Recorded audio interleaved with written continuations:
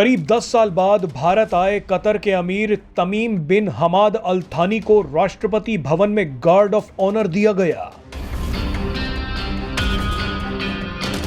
राष्ट्रपति भवन पहुंचने के बाद अल थानी जैसे ही गाड़ी से बाहर निकले तो उन्होंने पीएम मोदी को गले लगा लिया।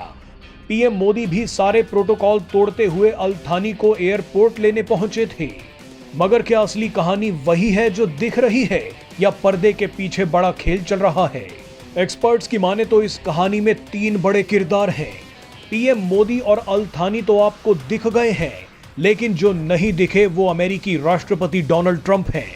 कुछ दिन पहले जब डोनाल्ड ट्रंप शपथ ले रहे थे, विदेश मंत्री एस जयशंकर उनके सामने बैठे थे। उसी वक्त डोनाल्ड ट्रंप ने ऐसे 3 शब्द बोले जिन्होंने खाड़ी देशों को हिलाकर रख दिया। वो शब्द थे drill baby drill. Drill baby drill.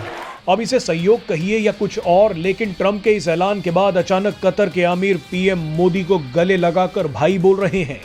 दरअसल यहां सारा खेल गैस और तेल का है। डोनाल्ड ट्रंप ने कहा है कि हमारे पैरों के नीचे तेल और गैस के बड़े भंडार हैं। अब हम इन्हें ड्रिल करके निकालेंगे और दुनिया को बेचेंगे। ट्रंप ने पीएम मोदी के साथ खड़े होकर ऐलान किया कि हम भारत को तेल और एलएनजी गैस बेचेंगे, क्योंकि हमारे पास दुनिया की सबसे ज्यादा एलएनजी गैस है। अब ये बयान सुनते ही कतर में भूचाल आ गया है, क्योंकि फिलहाल भारत को आधी से ज्यादा एलएनजी गैस कतर ही बेच रहा है। भारत जितनी भी एलएनजी गैस का इंपोर्ट करता है उसका 48% हिस्सा कतर से आता है। मगर भारत को एलएनजी गैस बेचने की रेस में ट्रंप कतर को पीछे करना चाहते हैं। इसका सीधा कारण मुनाफा है। डोनाल्ड ट्रंप अमेरिका में वो सभी काम कर रहे हैं जिससे उनका खर्चा कम और मुनाफा ज्यादा हो। डोनाल्ड ट्रंप दुनिया भर में अपना ट्रेड डेफिसिट खत्म करने के लिए टैरिफ लगा रहे हैं। अमेरिका और विदेशों में की जाने वाली फिजूल खर्ची को रोक रहे हैं। ऐसे में ट्रंप की ये एग्रेसिव अप्रोच कतर के अमीर को भारत खींच लाई है। एक बार आप इन आंकड़ों पर नजर डालिए। भारत सालाना लगभग 23 million metric ton LNG gas import करता है। इसमें से 10.9 million metric ton LNG Qatar Bharat को बेच रहा है।